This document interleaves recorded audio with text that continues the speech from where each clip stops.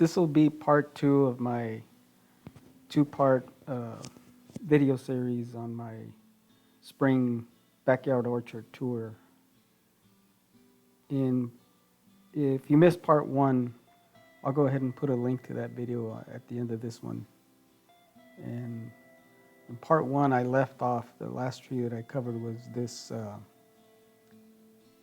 fig tree here, my Little Miss Figgy fig tree. Before I get started with the tour, I'd like to talk about a few of the trees that I covered in part 1 that I may have misspoke. These here are my cherry trees. That's a mini royal on the left and a royal Lee on the right.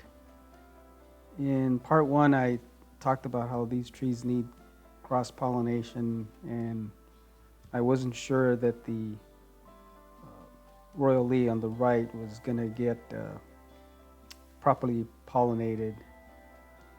At the time, it still had several flowers, and the mini royal was almost done flowering, so I didn't think these were going to get pollinated. But as you can see, I was wrong.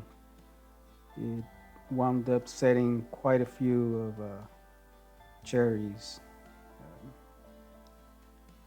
Most of the flowers that were in bloom in part 1 did manage to get pollinated, so it looks like it's going to be well, it is looking to be the biggest harvest yet off of these trees.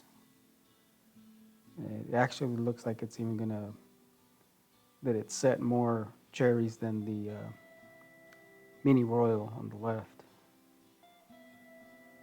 So the harvest off of these is going to be pretty good this season.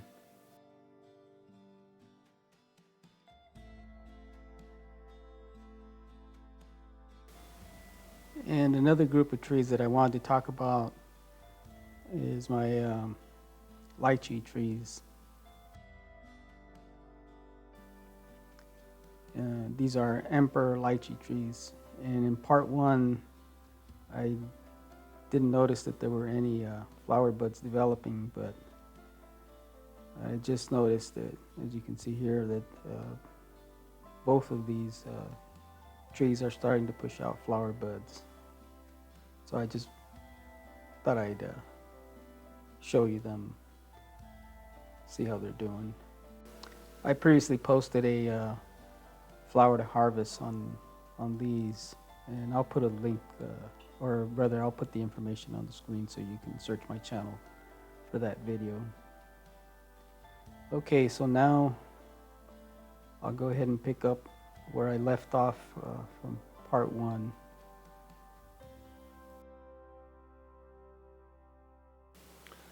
I'll start here with this stone fruit section, and I'll start off here with this group of trees here on the end.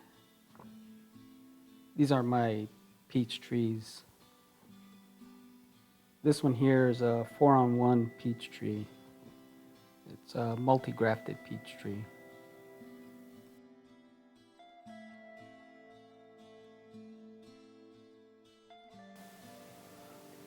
This tree is a heavy producer, and as you can see, I recently thinned it out a bit. It's about the 3rd time that I've thinned this tree out, and it still has quite a bit of fruit left on there. Should probably do a little bit more thinning on it, but they're pretty heavy producers.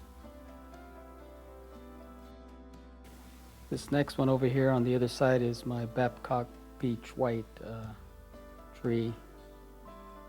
Now, this one's still dormant. It hasn't pushed out any growth, but it should be waking up soon.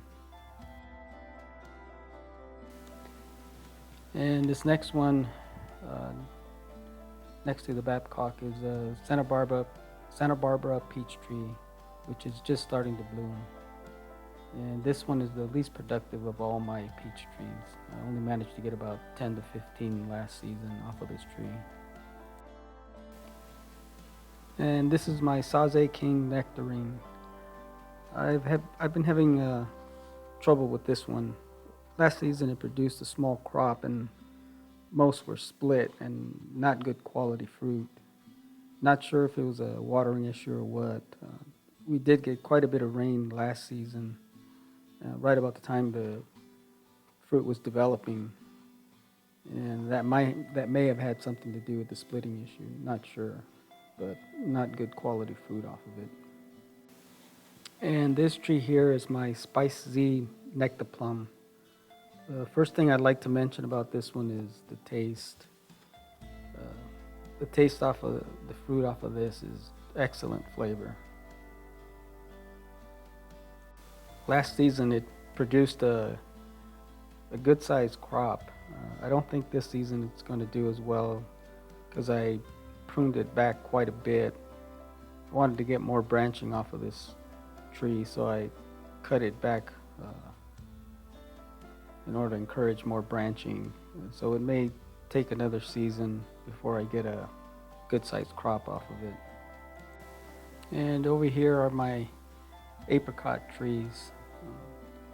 The one that's in the front is actually an Aprium, and next to it on the right a Katy, and next to the Katy on the left is a Blenheim. This Katy was the only one that didn't produce any fruit last season.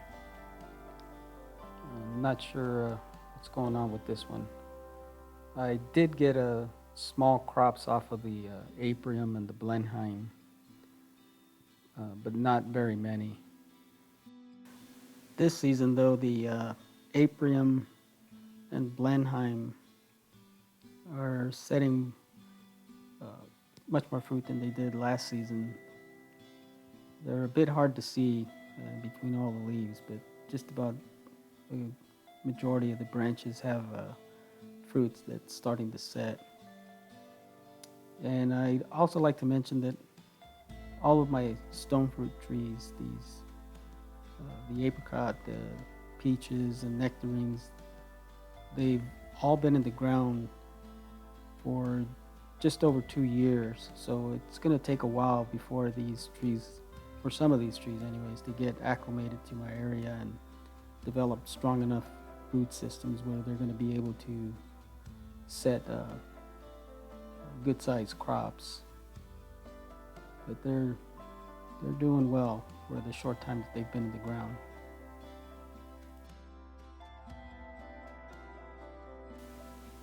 And over here is another multi-grafted peach tree. This one's growing in a 20-gallon grow bag, and it's been doing well. It's just like the other one that I have planted in the ground. It's a heavy producer, and I've had to thin this one back quite a bit, and it still has quite a bit of fruit on there, so it's doing well growing in a container.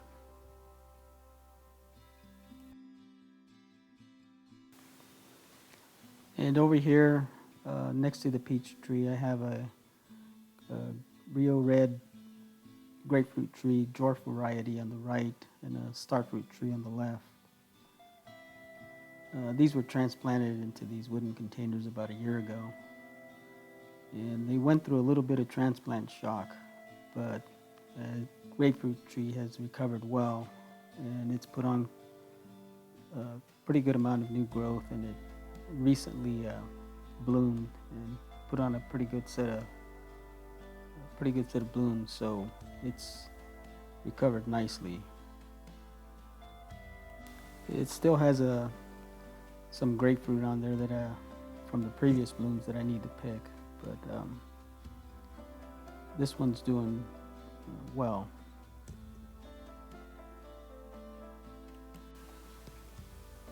The starfruit tree, on the other hand, is not doing as good. This tree usually loses a lot of its leaves during the winter months, and it's also highly susceptible to chlorosis, which is basically an iron deficiency which causes yellowing of the leaves, and they eventually will fall off. Fortunately, it's a condition that's easily cured by applying chelated iron, which I recently applied, and if you look closely you can see some new growth that's starting to come out. I'll keep a close eye on this one, and if I don't get enough uh, new growth within the next couple of weeks, I'll go ahead and give it another application.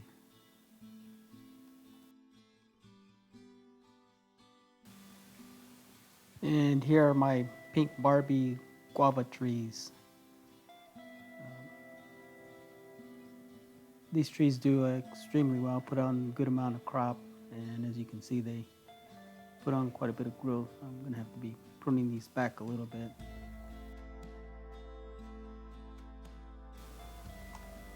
They recently started to develop flower buds, so I'll have to wait until after I harvest the fruit off these trees in order to prune them.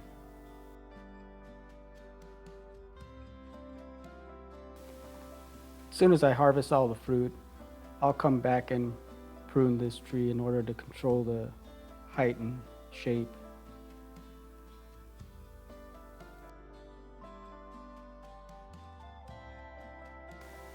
And here's my Eureka lemon tree that has put on a pretty good amount of lemons. This is the first time that it's put out this much fruit.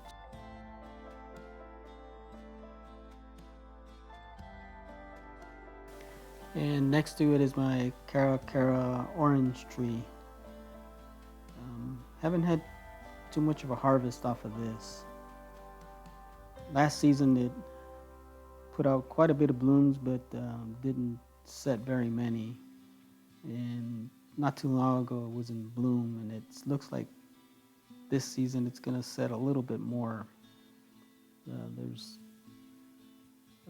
quite a few scattered throughout the tree that are just at the very early stages of development, so who knows if they'll stay on there, but there does seem to be quite a bit more than the previous season, so hopefully it'll do better.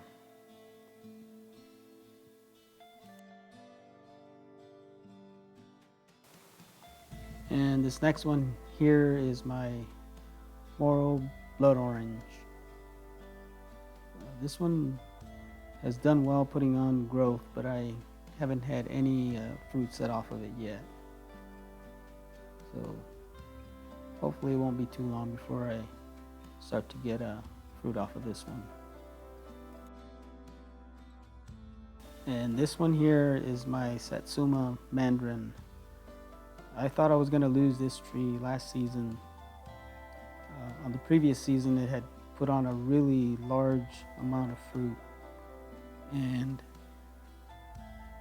I wound up allowing too many to reach maturity, and then I went ahead and made the mistake of planting it into the ground shortly after harvesting, and that wound up putting a lot of stress on the tree, and I almost wound up losing this one. But thankfully, as you can see, it's starting to recover. It's put on quite a few leaves now, so hopefully it'll continue to do well and it'll put on more growth. And over in this section are my grapefruit trees. That's a Rio Red grapefruit on the right and a Oro Blanco on the left, and neither one of these has done much. The Oro Blanco on the left has one grapefruit. It's hard to see from this angle, it's in the back there. It's the only one that's set from the previous blooms, but no other fruit off of either of these two. And here is my ice cream banana plant. Last season I harvested my very first bananas. Right there in the center is where I cut off the mother plant that fruited last season. And now this season, one of the pups, this one here, as you can see, it's starting to push out the banana flower, so hopefully it won't be too long before I have some more bananas. I previously posted a video and it shows the flower to harvest off this variety. I'll put the name of that video on the screen so you can search my channel for that video.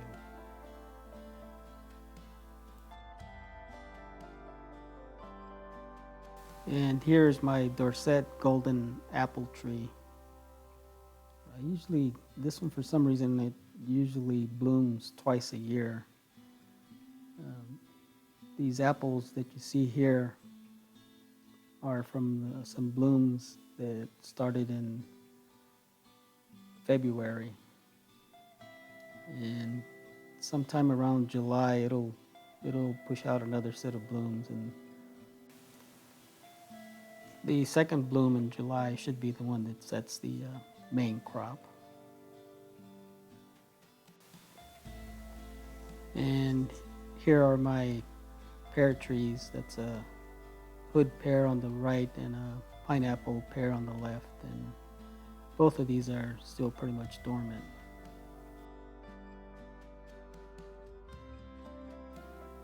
And here are my papaya trees. These are the Red Lady variety, and they got hit pretty hard during the winter months, and I cut the middle one down because all the top branches had dried off, so I cut it down to see if it'll re-sprout. Hopefully I didn't lose that one.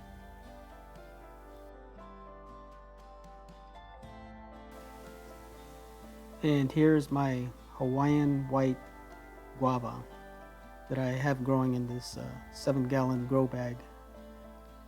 I've never had any fruit off of this one before, but this season it's starting to push out its first set of flower buds. And it has a fairly good amount for being such a small tree. So hopefully I'll get to try this variety. I've never tasted the Hawaiian white before, so I'll be sure to post a video and let you know what it tastes like.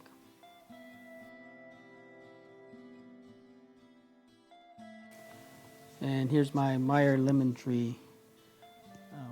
You notice one side of the tree seems to have very little leaves on there. One of the good things about having it in a container is with wheels on it, you can move them around. So I turned this one around so it's going to get more sun here, and as you can see, it's already putting on a few new leaves, so hopefully it'll catch up to the other side. I'll probably prune the other side a little bit back so it'll balance out the branching on this tree.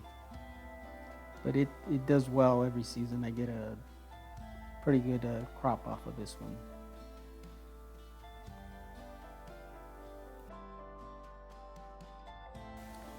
And here's my Black Mission fig. Don't get too much of a harvest off of this one. It's just recently came out of its dormant period and it's put on a good amount of leaves, but I would still like to see this one with a little bit more branching, so I may have to come back and do some more pruning on this one. Try and encourage some more branching. And here's my Celeste Fig. I'm pretty happy with this one. It's got good branching and it always puts out a pretty good set of figs. The leaves are a little wilted. It was a pretty hot day and you got quite a bit of sun, so I'll have to come back and give this one a little bit of water, but it'll bounce back.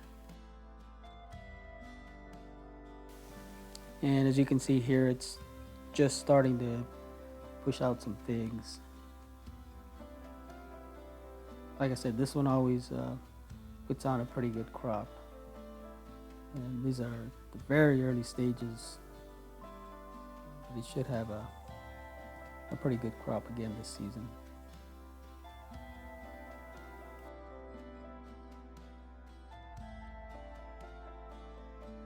And over here growing in this large container is my cherry of the Rio Grande. This one's just recovering from some wind damage. We had some really high winds come through our area and it just about stripped all the leaves off of it. And it's just now barely starting to recover. It put on pushed out some flower buds, but none of the fruit wound up setting because it didn't have very many leaves on the tree. So it didn't do well, but it's recovered nicely, so hopefully it'll push out another set of flower buds soon and I'll be able to get some fruit off of it. And here in these small grow bags I have a Tongatuba on the left and an Australian cherry tree on the right. This one here on the left, the Tongatuba, that one is got quite a few flower buds and it's getting ready to bloom. I've never grown this variety before, so hopefully I'll be able to sample some of the fruit off of it soon. And over here is my Mexicola avocado. And on the bottom there is a volunteer strawberry plant that is taken over that I'm gonna have to trim it back quite a bit. This one seems to be running a little behind schedule. Last season about this time it was already starting to at the very early stages of developing some avocados, but as you can see there is none on this one here. It's just barely starting to put on new growth. New leaves have just come in, so hopefully it won't be too long before it starts to push out some flower buds.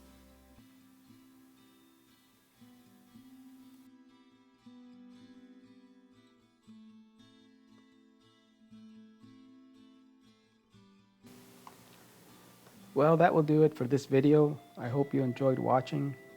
If so, please give it a thumbs up and hit that subscribe button. As always, stay safe, grow your own, and thank you for watching.